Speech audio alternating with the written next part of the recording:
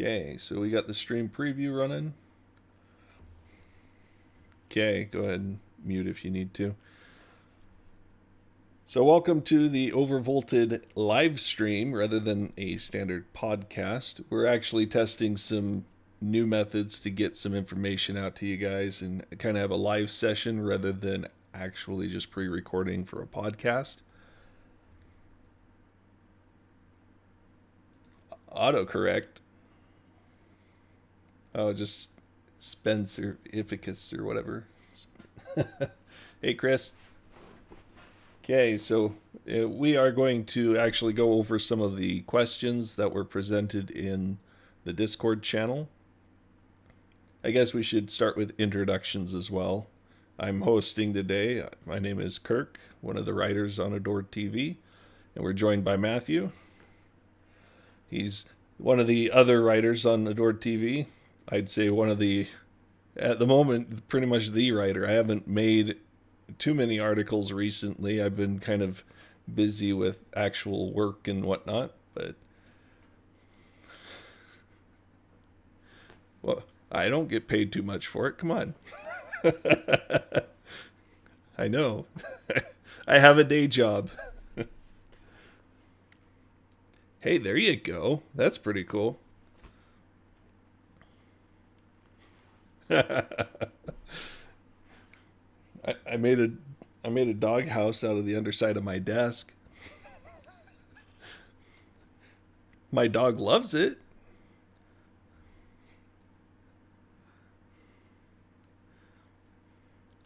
Oh, Aurelian's alive. We should have brought you in.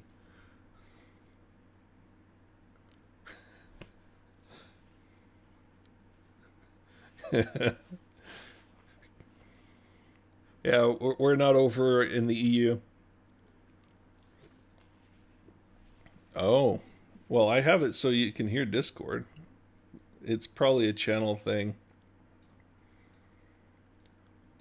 Let's see, how's that?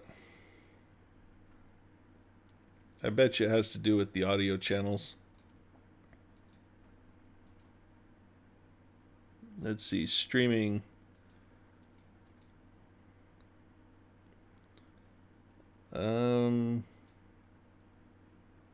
Recording audio.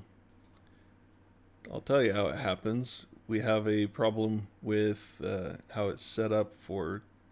Oh, let's see, audio track. Looks like streaming can only take one audio source. That's probably the problem.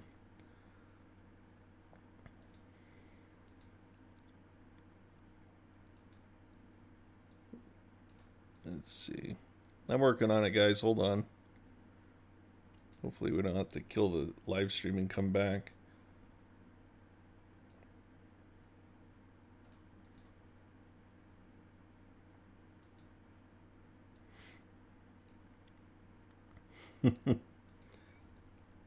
uh, Looks like how I have the audio directed.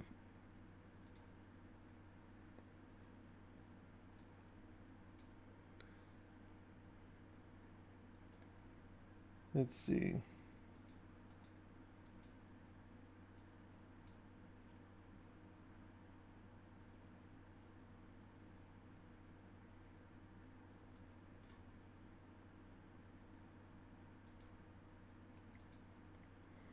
Okay, go ahead and say something now. Can you guys hear him?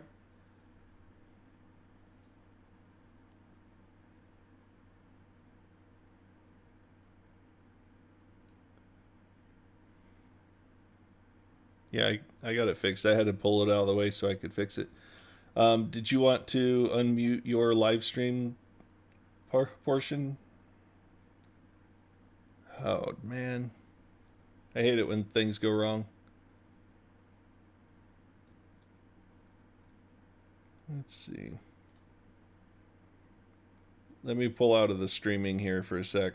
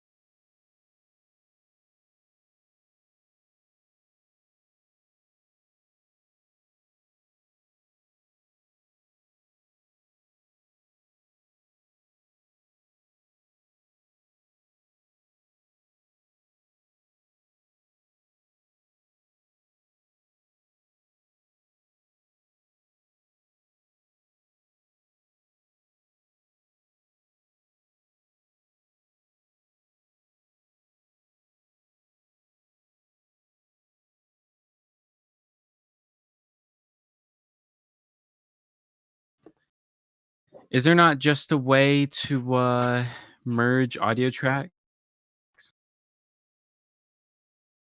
I'm gonna have to wait and see.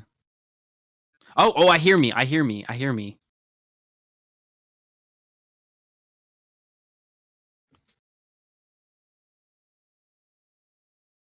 Oh, it works now. Oh my god. Yes. Oh wait. No, not Kirk.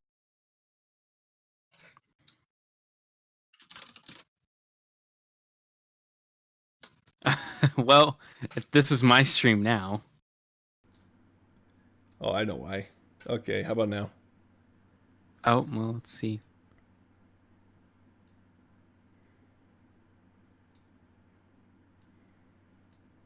Oh, I think it works.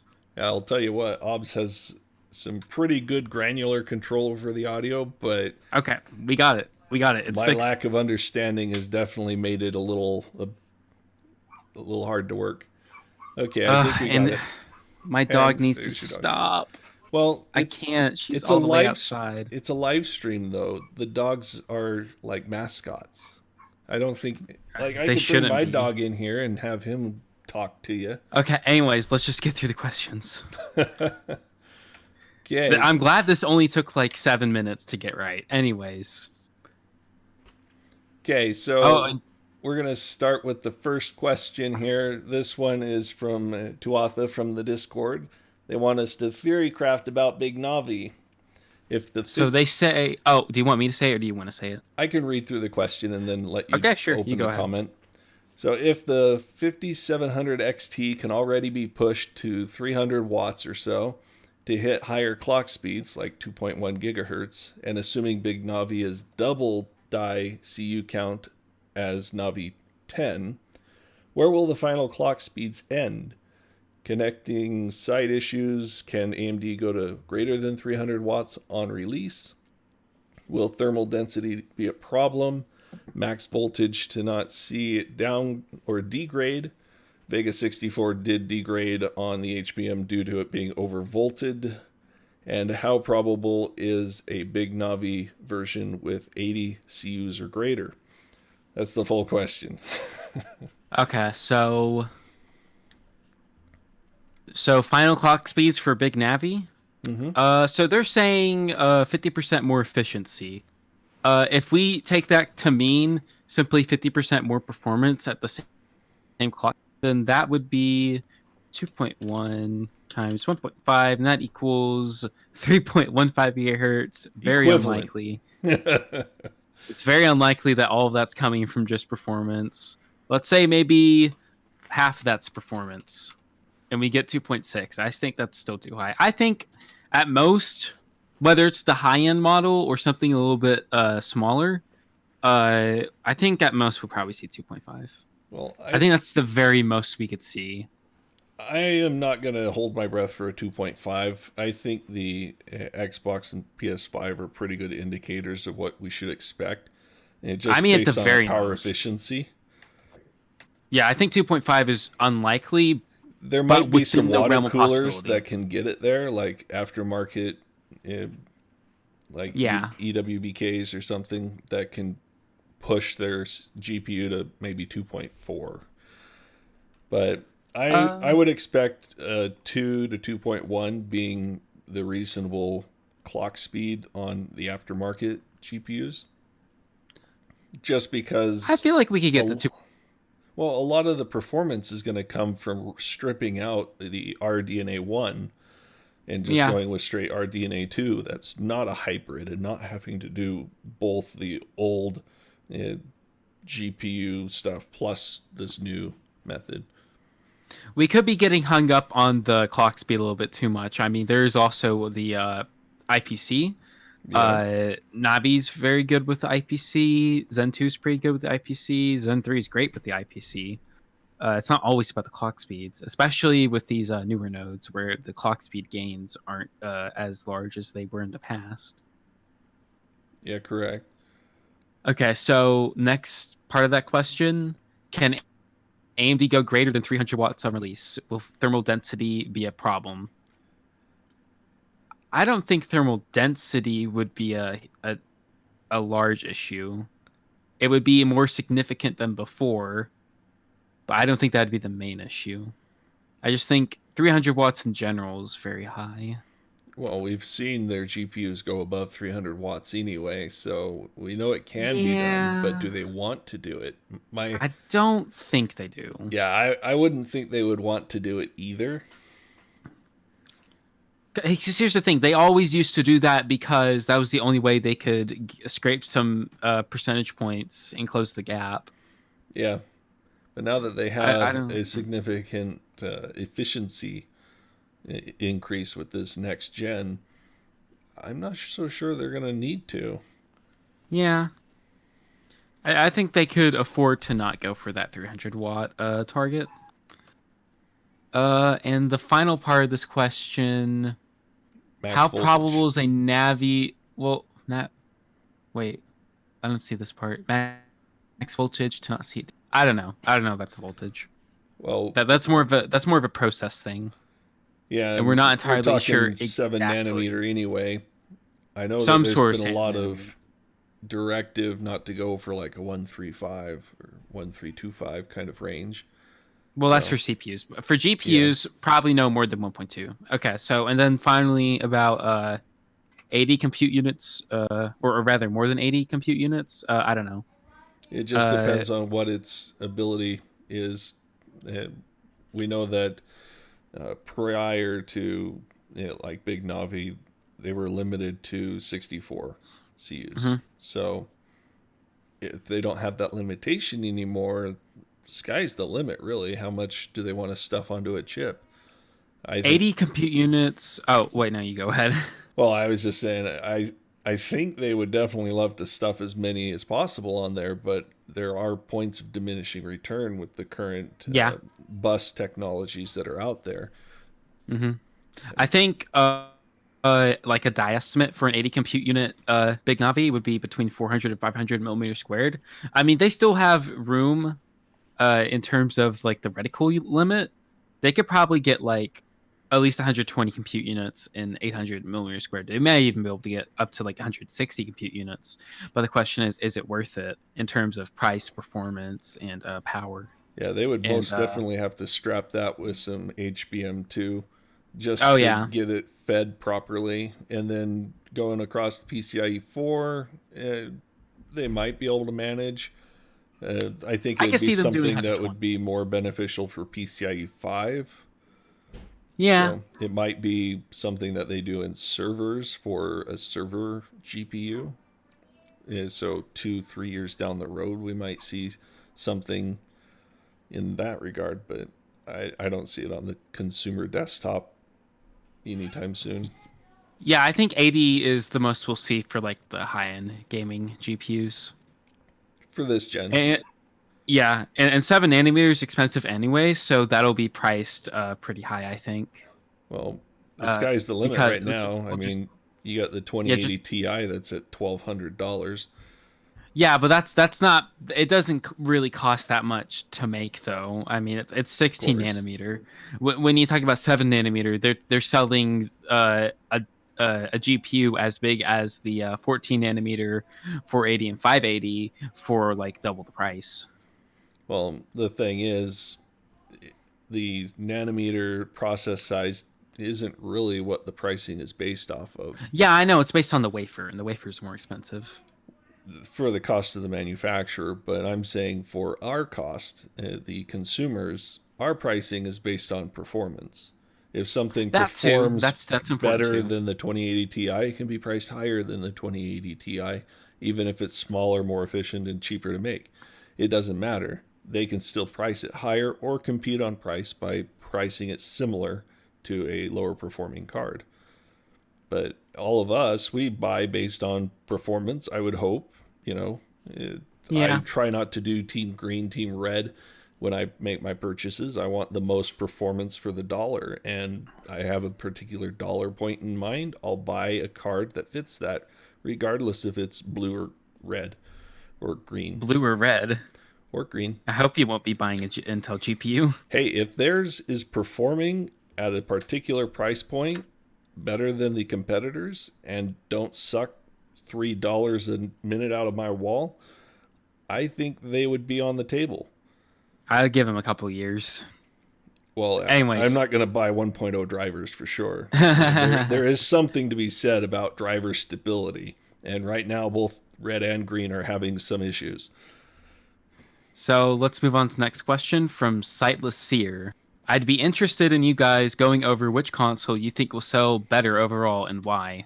Well, I think as far as that's concerned, I think they'll both sell relatively well. We'll probably see something equivalent to what we've seen with the current gen consoles.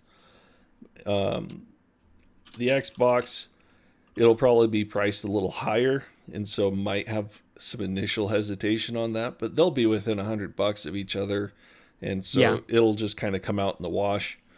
It might even come down to $50 spread once they've gone on sale and things like that. But I think we might see an initial burst out of the PlayStation side of things. Yeah. But I think the Xbox, with the ability to offer all the way back to Xbox original as far as backwards compatibility is concerned, I think they have the stronger case for charging more.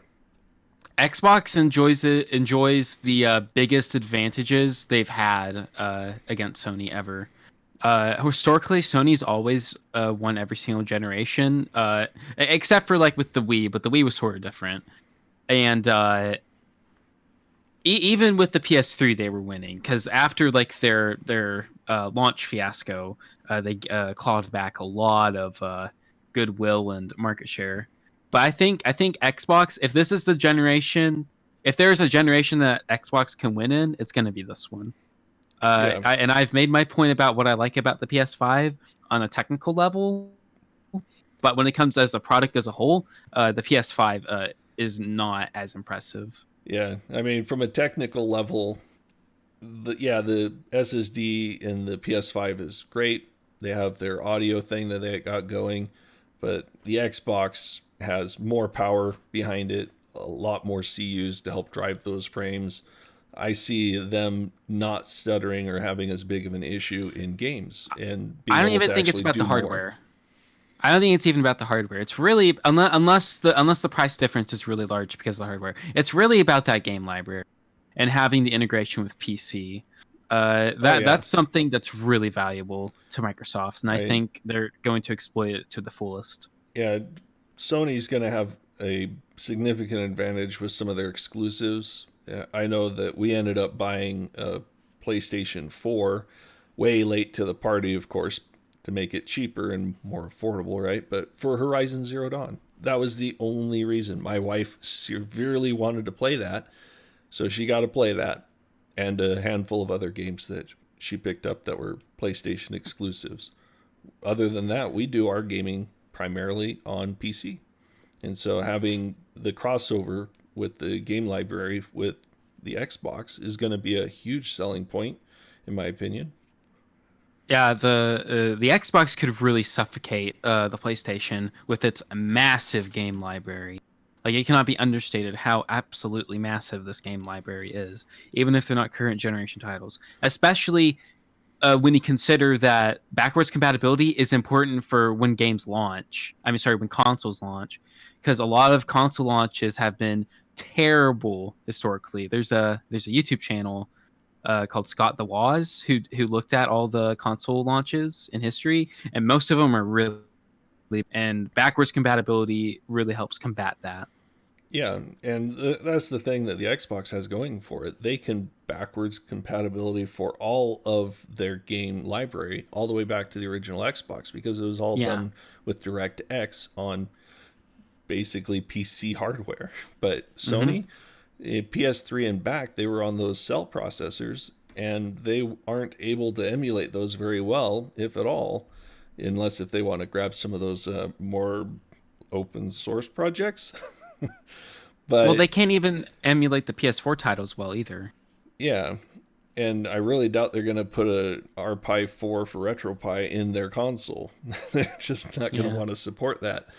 Yeah, but I just see we already know that they're only going to support PS4 games on their PS5, as far as I've been made aware of. And they have, They're 100 yeah, that's right. titles they're going to vet. And sure, they might go more than that eventually, but 100 titles, come on. I want to go all the way back to Chrono Cross, for Pete's sake. PS2, PS1 kind of era. But That's pretty far back though, to be fair. yes, but the Xbox can do it. They can go Well, all the way that back that's to a the OG Xbox. this backwards compatibility is really strong for Xbox. This is not something I would ever expect. Just having the entire Xbox One X catalog, or sorry, Xbox One catalog would have been good. Like, it's hard to overstate Microsoft's victory here. Oh, yeah. And hopefully Uh, PlayStation's going to start getting some of that victory as well, because they've been on the AMD CPUs since Xbox or PS4, and so they can, starting from that point, carry forward their compatibility. okay, so back to the original question: who's gonna win or who's gonna sell more? Uh, I really like the idea of the Xbox beating the PlayStation. I like that idea. Despite my preference for the technologies that the PlayStation uses, I think the Xbox is the underdog and they have all the advantage. I definitely like the ability that they have to add extra storage. I mean, I really hate the idea of having to swap out mem sticks in order to get Yeah. games into the Xbox, but compare that to what you have to do with the PS5, where you just have to delete and reinstall. Or you It's do have got to an open it up. advantage. You do have to open it up to add storage. So there's an argument to be made with the proprietary solution that's more convenient.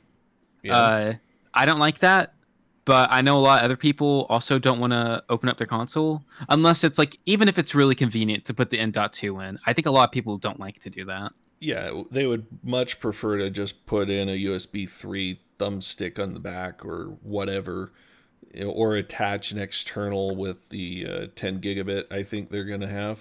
You know, what was the external method for the Xbox?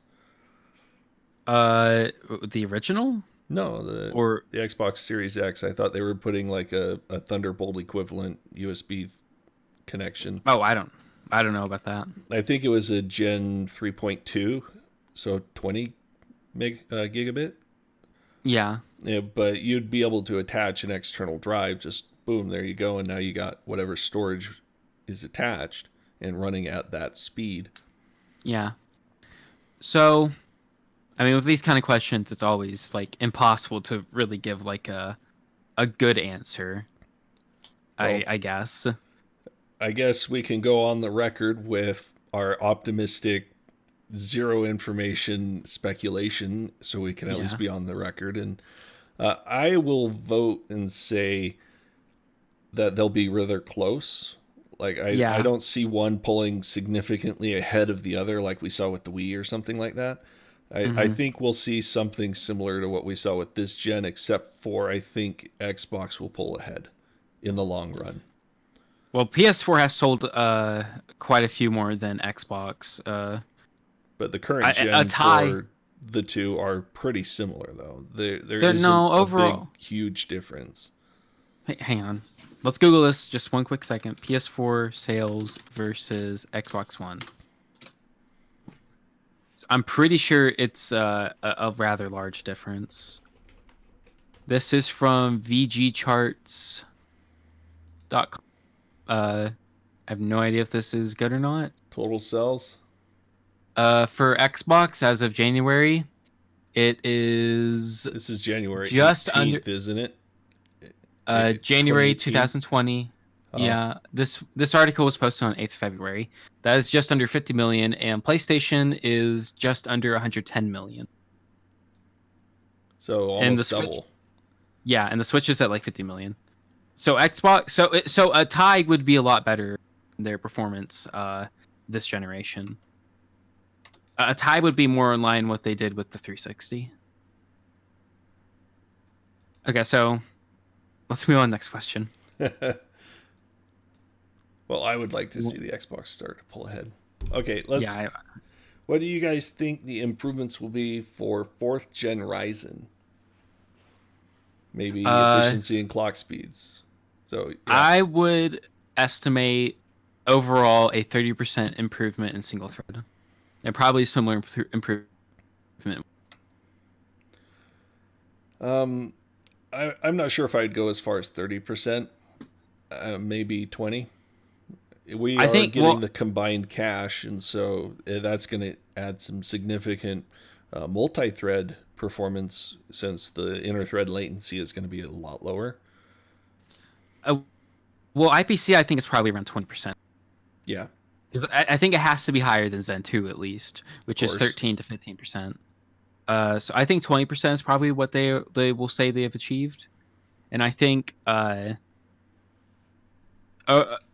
30% is kind of in the higher end of the estimate.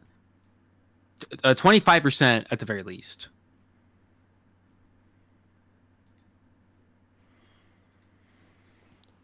Mm, yeah, I think some of that will be made up with gigahertz, of course. Yeah, it's just hard to tell how much more clock speed we're gonna see. But that cache is definitely important. And Uh, of course, they'll have some tweaks to like the prefetchers and the branch prediction and things like that, just like I always. I I don't know. Well, the branch prediction I think it's gonna be the same as the one in Zen 2, because the one in Zen 2 is the one that was originally. I don't know what branch prediction they were gonna use for Zen 2 originally, but they decided to use the Zen 3 branch prediction, the TAG, the Mm-hmm. TAGE. Well, Uh, there's an algorithm that they use to feed that branch prediction algorithm or AI, whatever you want to call it. And I think with what they've seen in the wild for the current gen Zen cores, they probably have some tweaks that they want to make, and those will probably come into the next chip. yeah. But So they so I always tune think it a little bit each gen. I think 30% maybe at the higher end of prediction and 25% at the lower end, because I think IPC is probably around 20. Yeah. Uh, okay, moving on. Next question. Let's see. This one's about Vega and the high bandwidth cache something. I can't remember what that means. HBCC. Vega cards have HBCC, which is a fancy term for paging VRAM memory out to system memory. The first wave of Navi cards don't appear to have it. What are your thoughts on AMD's rationale for including or excluding it, and what are the chances Big Navi will have HBCC? Uh, I don't think HPCC was something anyone ever used for Vega, at least for gaming. So I Yeah. don't think we'll ever see it ever again. Yeah, I don't think there was a whole lot of uptake in that because it would primarily benefit if you didn't have enough VRAM in a video card so that you could open up, say, 4K textures and such on a low VRAM card. And I don't think anyone, or at least game developers, tried to push a low VRAM card to have more textures in RAM than it could hold. So, especially since it's a little bit of a performance detriment. I could be wrong, but I think they were showing off HPCC with Rise of the Tomb Raider. But Mm, I just think like this whole thing was very niche. A lot of the features that they had for Vega didn't really make a whole lot of sense. And then there were features that would have made sense that never came out. yeah. I just think Vega was. Had HBM been cheaper and something that they could have thrown on more cards, even though it would have been a step down in the amount of RAM total that they would have, it might have been something worthwhile. But since they were able to just throw in 8 gig, 16 gig of DDR or GDDR 5 and 6, then it wasn't anything that would really get off the ground, in my opinion. I think with Navi, I think that kind of proves that HPCC didn't really make a lot of sense, because it's because Navi performs a lot more than Vega, has the same VRAM, and they didn't think to port over that feature, Yeah. either in software or in hardware. So I don't think HPCC is going to be making a comeback. Yeah. It was a nice idea, but since capacity kind of outran it, it's no longer a necessary thing, I would think. Now, the feature that allowed you to swell your video RAM into your system memory and use like 120 gig of video RAM essentially for compute tasks, that one might have a little bit more use. But Yeah, that's didn't in the Instinct cards.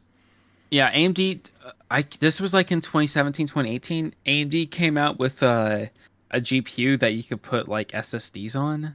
Oh, yeah. I believe that was a thing at some point. I don't know if that was ever important, but I think that's sort of like what they were going for. HPCC is different from that because it's using RAM, Correct.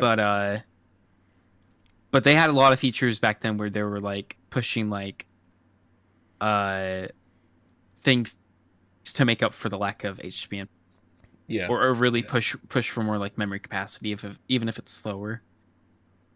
And I would think that a lot of that had to do with the expense of HBM. It was just atrociously expensive to put a whole lot on the system. Yeah, with And HPCC at least. yeah, With the SSD GPU thing, that's something totally different. correct. Okay, so next question we have Wolfram that was asking, what VR headsets or games have you guys tried, and what are your thoughts on VR? Now, My headset of choice is the Nintendo Labo VR headset. oh yeah, Have you seen that one? I have. It's the one that you construct yourself, right? Oh no, that's I don't have one, but I'm making a joke because have you seen how you mount it to your head? I have not. What you do is you put it okay, so you take your Switch out of your dock, you put it around the Switch, and then you just literally hold the Switch up to your face. Oh, just like, like my 4-year-old would do.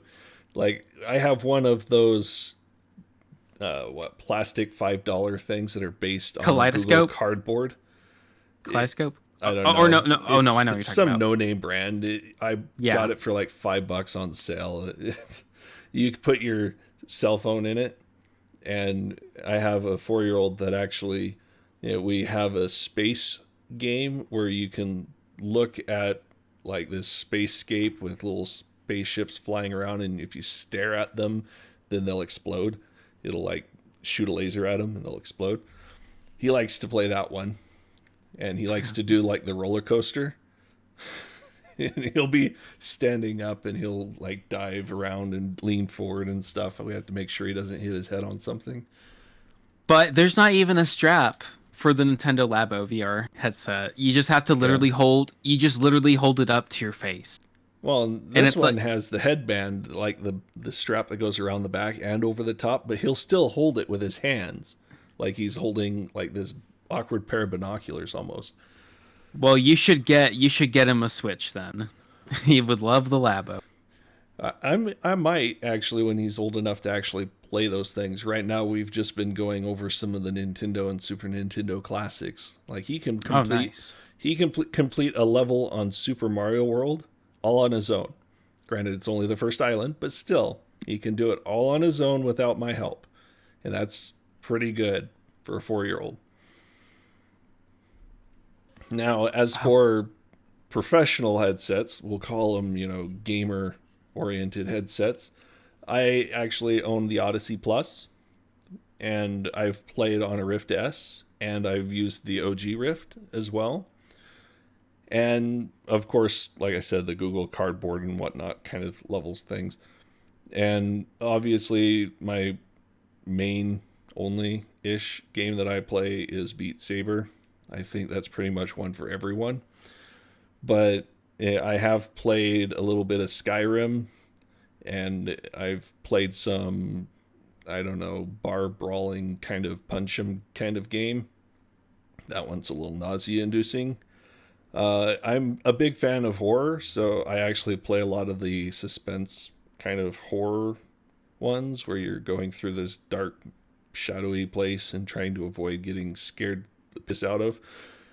And those are a little bit nauseating depending on how they're implemented and how you walk, things like that. But obviously, Beat Saber, you don't move around a whole lot. You just swing your arms and duck and things like that. It's a lot easier on the stomach for people that have motion sickness and things.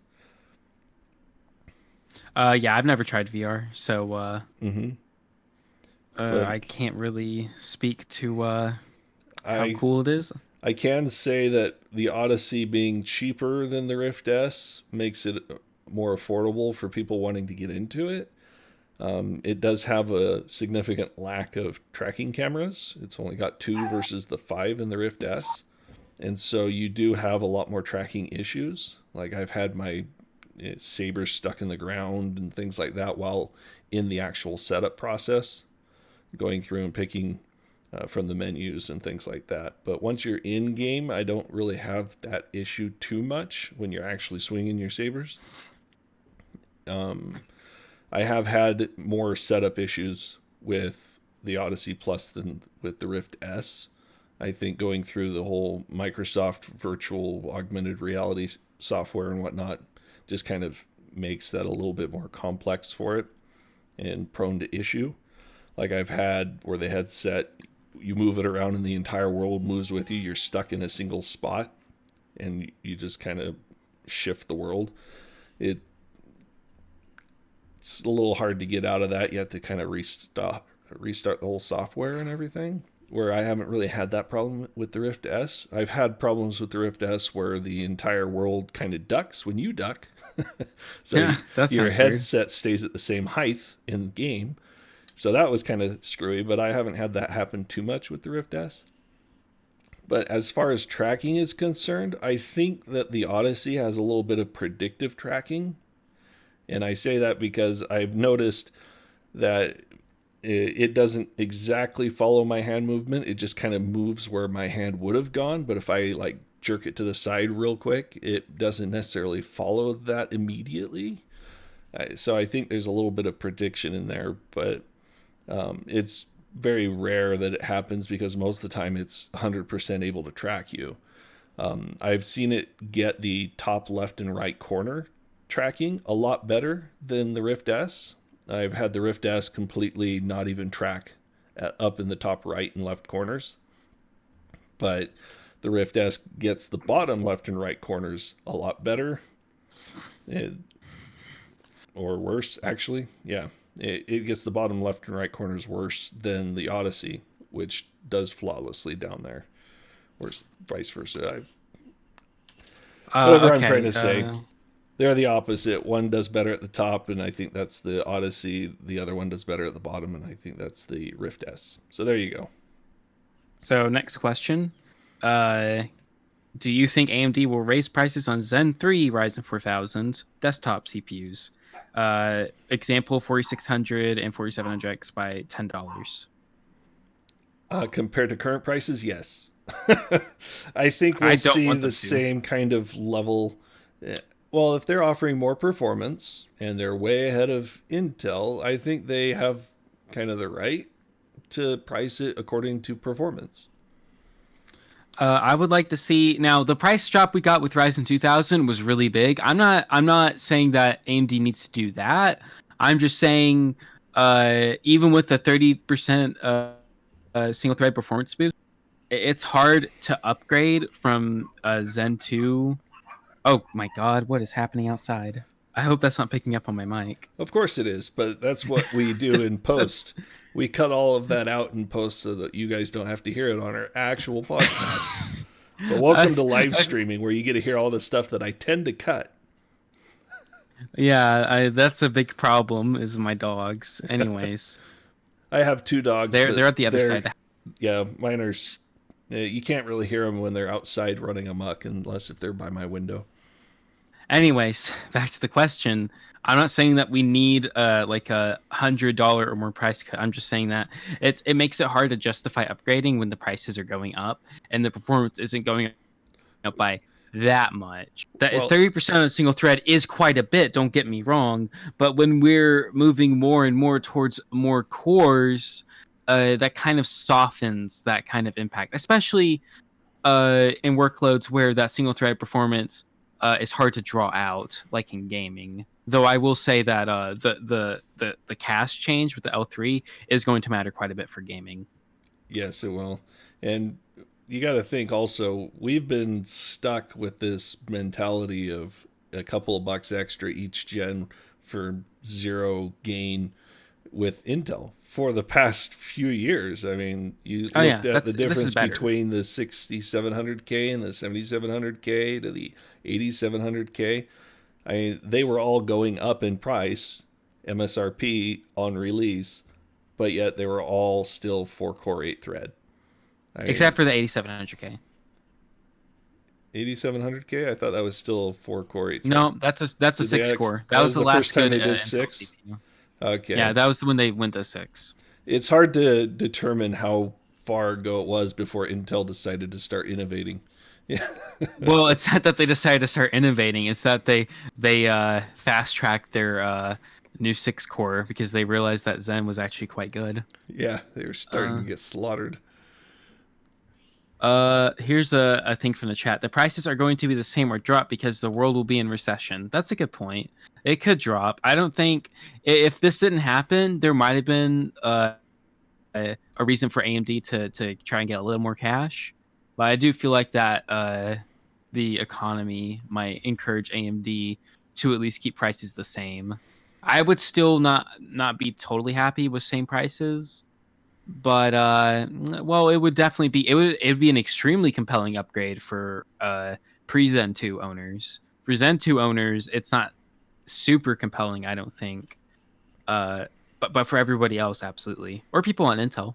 Well, my wife is running a 2700X, and when I upgrade my CPU, she'll be getting my 3900X. And so That's pretty I good. I have a little bit of a reason to upgrade when it comes out, but I probably won't be a day one purchaser because, mine's already still pretty new.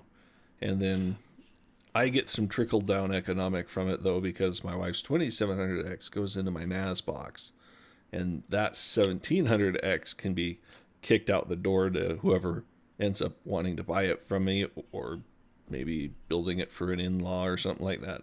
I don't know. I'm okay. Like for example, with the price structure of Zen 2, and that's because they introduced more cores. But I think since this generation, they're not going to introduce more cores. That a price bump would be out of character. Yeah, I think it wouldn't be good. with all the economics kind of working against them, recession and all of that, then And that too. yeah, I'm not sure how much an economic downturn is really going to affect the pricing per se. I mean, right now we're in a slump, but who's to say that this is going to be a really long-term slump? I I don't mean, think it'd be very long term as long as people are smart about it.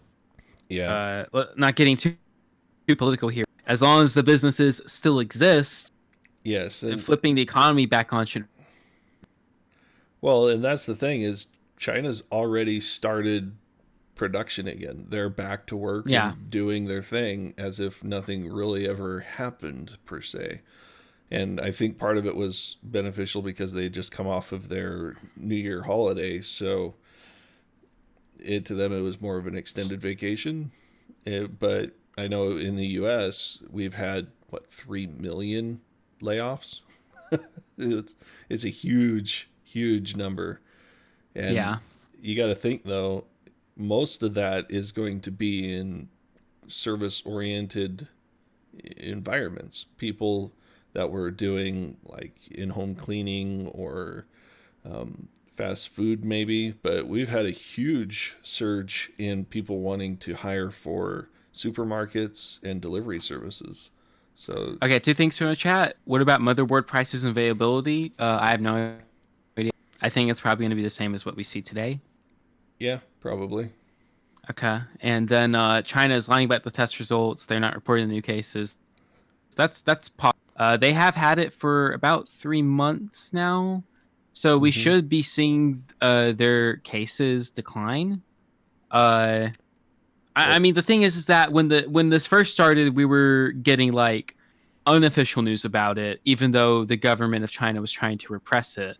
And now, to my knowledge, we're not getting that many reports of it getting worse. The reports we're getting is that it's slowing down. So it could be so. we could be getting lied to. I mean, we probably are. It just depends I on mean, when you're only how seeing badly are they 15 lying. new cases a day in a country that had, 60,000, 80,000 cases, then yeah, we might not be getting the whole story, but that's for someone inside of China to be able to tell us about. And we haven't It really heard that too depends. much. You would think that the news would get out that it was being, you know, repressed. I think if it was really really bad, we'd know. Yeah, If not now, then soon. Because he can't hide. I mean, they couldn't hide this when it was small. yeah, How could they hide this when it's big? They definitely can't hide yeah. that. But I think a lot of the measures that they put in place are helping and are preventing the spread. I mean, they were Whether, tearing up roads and stuff. So yeah, so whether you agree with how they chose to do it is a political matter we won't get into. But I think it was mostly effective in mitigating the problem. The problem is with the Western societies here, we don't really want or appreciate the government coming in and doing those kinds of things. So, well, to be fair, the government in China also acted too late. well, the Western governments did too. Yeah, I know. I'm just saying, like, I don't think China probably didn't do that much better than we did. I don't think any government's really done that well. Uh, but like, oh well, South Korea actually did really well. Taiwan did Yeah, well.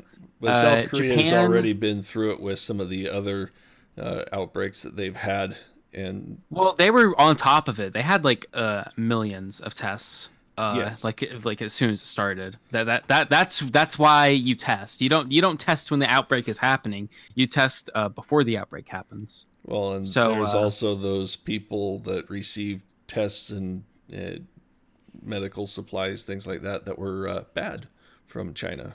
So there's yeah, that too.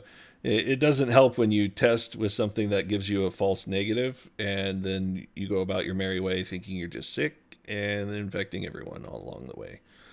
I okay. think So everyone needs to act like they are sick, and especially since there's a huge percentage that are asymptomatic.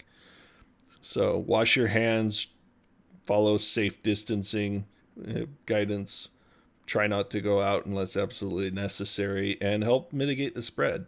You don't know if you're a carrier or not, so act like it. don't be like, if I'm gonna get coronavirus, I'm gonna get coronavirus, because if you get Don't coronavirus, say the you're gonna give words. it to It's someone. human malware. Well, we can't get monetized anyways. Our channel's not big enough. But anyways, Hey, we're working on you could that. spread it. You could spread it to someone you like. But if you spread it to your crush and then you get them killed, that's not very. That's not very good, is it? Yeah, and I'd hate to have that on my conscience of having accidentally spread it to a few people who spread it to a few more people who eventually wiped out an entire nursing home or kindergarten. I Yeah, mean, yeah. But people are so far removed from that, they won't feel guilt. It's like, well, I didn't know that would happen. yeah, I was being socially distant. I only went out to the bars once a week. yeah. Or I just went to the grocery store to get the essentials for my family. Yeah, well, those essentials included donuts and I mean, Toilet paper. yeah, and you can still follow safe distancing at the grocery store. You can wash your hands afterward, things like that. And if you are sick, don't go out. Send somebody else. Just be Okay, so smart I about think it. I think people get it at this point. Let's move on to our final question. Okay. With some PS5, Xbox Series X games targeting 4K 60 FPS ray tracing, is it safe to say the GPU will be taxed heavily?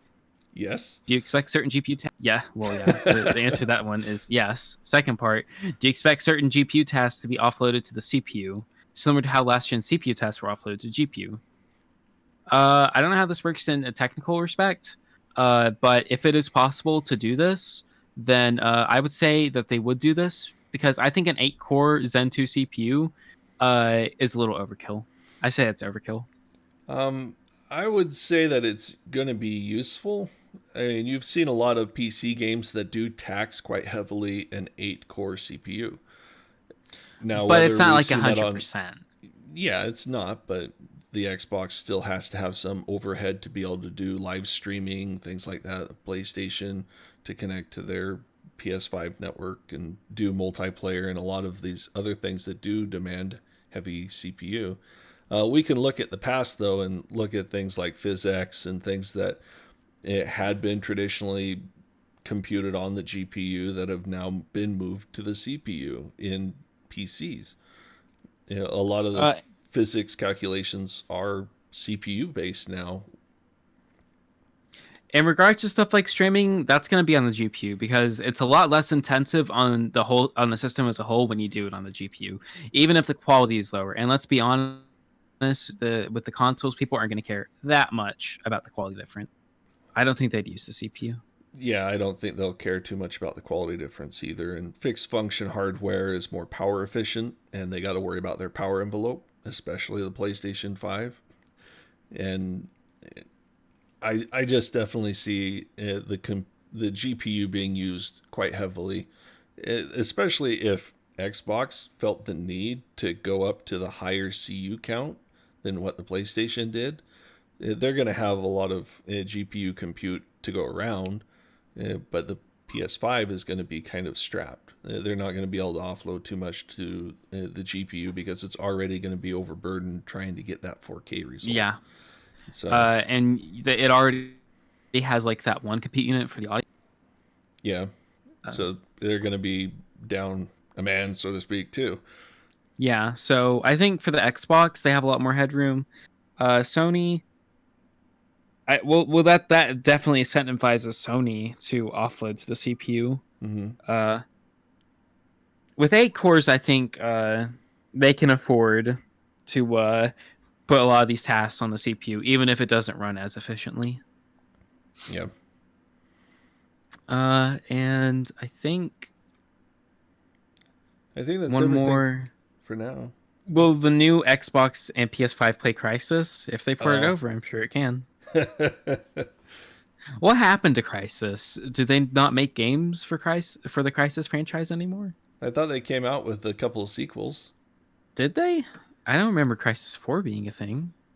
Not 4, but Crisis 2 and maybe 3. I mean I don't know. Crysis 3. I mean I Crysis 3 specifically. okay. Because usually when people are Oh, like, "Will it play Crisis?" they're talking about OG Crisis. You know, the first one. oh, You know, the one that was Crysis ran 4. entirely on a 3990X. You know. Crysis 4 was announced last year, and it's an Epic Game Store's exclusive. Hey, that's probably why nobody heard about it. Yay! Crysis 4. Buy it. You want to know All what right, I? You want to know what I use the Epic Launcher for? what? Free games. I Ah, got I Subnautica don't. for free. That's about the only game. Oh, and Assassin's Creed, I think it was. No, I just don't want that on my PC, even if they're bribing me with free games. I think it's worth the free games at least to pop on and download them. But I was a big fan of playing Fortnite back in beta, so Ah, I'm more of a survive the world kind of mentality rather than doing the whole multiplayer stuff. oh, Uh, you mean like the original game mode? yes. I was so confused when Fortnite got really popular and it was a battle royale game. I was like, wasn't this game like a? I was thinking to myself like, wasn't this game some kind of like zombie defense game? Yeah. Why are they talking about it I like battle loved playing the zombie defense royale? version, but now if you can just build some crazy tower out of wood, you can win. You just have to be the best at laying these angular pieces and jumping. And it's like, no, I'm not really into that whole button mashing. You know, if I wanted that, no. Okay, we should wrap this up because my dogs are going crazy because somebody just got home. And I don't know if you heard you definitely heard that. Well, They're going crazy. we're not hearing them right now. So, oh, Oh, it'll there. start back up. Don't Okay. worry. All right. Well, Okay. we just thought we'd get some of these questions out of the way since we're not going to have an official podcast video released this week. So, Yeah, Jim's busy. I'm busy. I didn't write anything on the website for like over a week because of university. yep. And I'm busy benchmarking. I mean, I got a few reviews coming out here soon. So Thank you. you, yeah, Thank you. you don't have to worry about it. I'll take care of Uh, it. So yeah, I'm gonna be doing that this week and dealing with that. So I hope you guys enjoyed at least this little bit of Q&A to kind of whet your appetite for next week, so we can do Overvolted 4. Yeah, I hope you guys like the name as well. We deliberated it for a little while, and oh, be sure to get those timestamps for us for all the adoredisms. I heard. I saw one comment on that video that they didn't. They said, "Well, make it your own podcast." I was like, "But I really like the idea of a gym soundboard. That just sounds funny." Yeah, it will be our own podcast. It's just we're gonna have some great fun by putting Jim's voice in it every now and then without his Oh, okay, awareness. well, hang on. One more question. Oh, Do you think Vulcan will be get for AMD? No, that doesn't make any sense. Okay. I think we're done.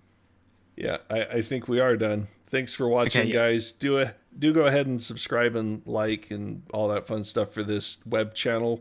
We're gonna be trying to post a lot more content for the website on here. At least I am.